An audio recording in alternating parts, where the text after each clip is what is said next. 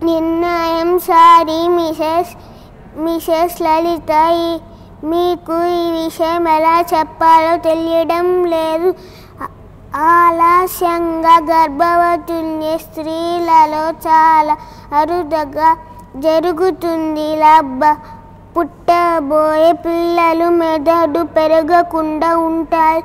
వికృతమైన రూపరేఖలు, ఒక్కొక్కసారి ముఖ్య అవయవాలు లోపంతో పుట్టడం జరుగుతుందన్నారు డాక్టర్లు. ఎంత నిద్ర!